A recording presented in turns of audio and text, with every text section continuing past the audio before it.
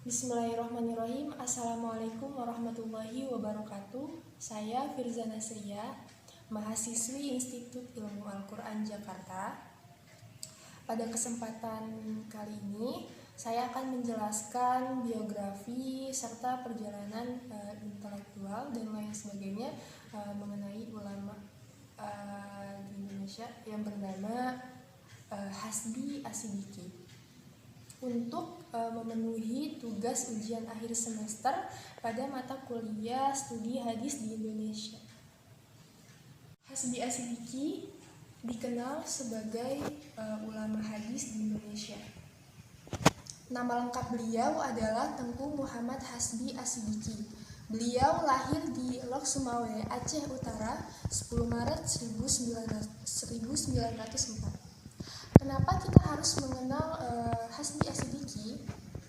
Karena beliau merupakan generasi ke-37 dari Khalifah Abu Bakar As-Siddiq. Kemudian beliau juga merupakan ulama hadis di Indonesia, dan peran beliau dalam bidang hadis tidak terlepas dari karya-karya beliau dalam bidang hadis. Terhitung ada 8 karya beliau dalam bidang ilmu hadis, dua diantaranya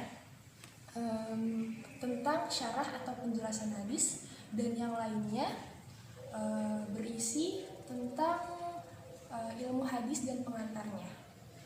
Karya hadis beliau diantaranya yaitu yang pertama Mutiara Hadis 1 berisi tentang keimanan. Yang kedua Mutiara Hadis 2 berisi tentang toharoh dan sholat. Yang ketiga Mutiara Hadis 3 berisi tentang sholat. Selanjutnya Mutiara Hadis keempat berisi tentang jenazah, zakat, puasa, iktikaf, dan haji. Mutiara Hadis kelima selanjutnya yaitu Mutiara Hadis kelima berisi tentang nikah dan hukum keluarga, perbudakan, jual beli, nazar dan sumpah, pidana dan peradilan, jihad. Yaitu pahala dan keutamaan ibadah, doa dan zikir. Selanjutnya yaitu kepribadian dan mazhab Hasbi Asidiki. Hasbi Asidiki merupakan orang yang selalu menghargai pendapat orang lain. Bahkan anaknya pun selalu dihargai pendapatnya, meskipun anaknya lebih muda darinya. Jika pendapat anaknya itu dirasa benar, maka ia akan mengakuinya. Tetapi jika dirasa salah, maka ia akan menasihati untuk belajar lebih banyak dengan membaca buku. Kemudian dalam mengajar juga Hasbi Asidiki memakai pendekatan tekstual dalam bidang akidah dan ibadah. Ia sangat berpegang teguh pada dalil nas, qat'i, dan mutawatir.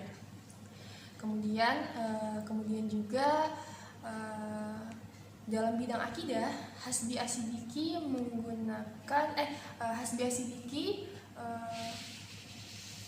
menggunakan sumber dari Al-Quran dan hadis. Sedangkan dalam bidang muamalah, Hasbi Asidiki lebih melihat kepada situasi dan kondisi di masyarakat yang berkembang di masyarakat.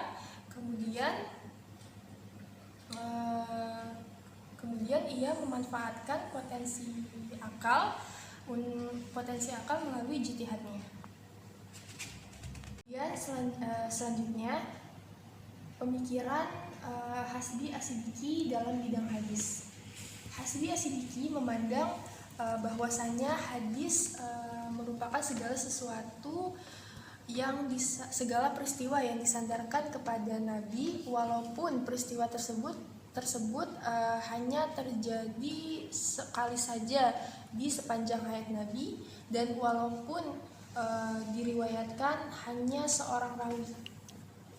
Jadi itulah biografi, karya-karya serta pemikiran Hasbi Asidiki yang perlu kita ketahui. Saya Firza Nasria, mohon maaf bila ada kesalahan. Wassalamualaikum warahmatullahi wabarakatuh.